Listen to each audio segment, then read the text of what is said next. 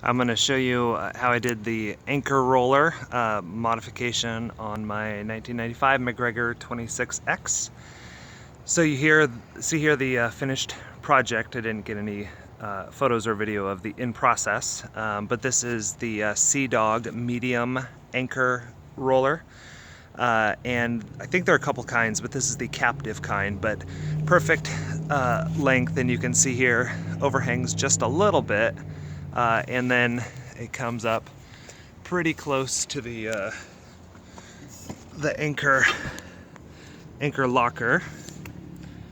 And then you can see on the starboard side here I put a stainless steel cleat because with the original centerline cleat the anchor roller interferes with that. So I put a new one on the starboard side for additional tie, and then also it leads up with the rode, and then the rode attaches to that new stainless cleat on the starboard. So no chafe problems there.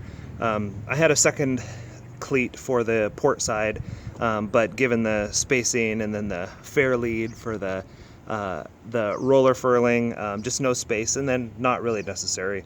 The original centerline still works just fine. You can also see that I drilled a hole through the aft end of the bow roller here. I wish I would have gone a little further aft with it. There's a little play in the fore part here. You can see that it doesn't quite seat fully, just a little bit extra, but haven't had any problems. And then also spacing wise, it works great when you pull the pin and then just feed out the rode, because the rake of the bow here, the way it rakes down, and then the way that the anchor pivots down here, no problems with it hitting the bow. And then you can also see mounted it a little off center line. You can see where the forestay pins right here. So just a little space, maybe an inch and a half or so off. But then you can also see one of the other problems. So the forward nav light is impinged upon. So then I ended up putting starboard and port nav lights as well. So we've got the green here and then the red on the other side. Mounted them a little further back so you could get a little more straightforward view on the light. And then also in the lid here, this is not quite complete, but you can see for getting the anchor and rode. So I took a hole saw, and this was about an inch or so, and then punched a hole through the side. You can see some of the gel coat has chipped since.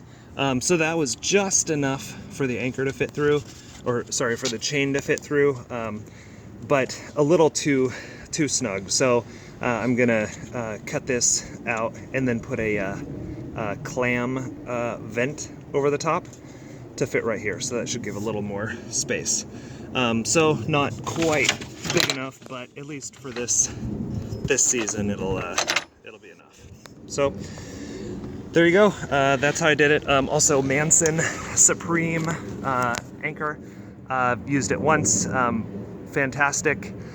A little heavier than the old Danforth that I had, and then also just bites first time. Back down a little bit, and it's super strong. When I was pulling it up, it was a little tough to break it free, but then it came up just fine, rolled right onto the roller beautifully. And then also I liked it because of the shank slot here. So I connect right here rather than the other base point, just because in my area, Puget Sound area, some logs and rocks and other stuff. So no downside of hooking it up to the shank, and then if you need to, it'll pull up here, and then you can back the anchor out if it gets stuck. So there you go, anchor roller mod.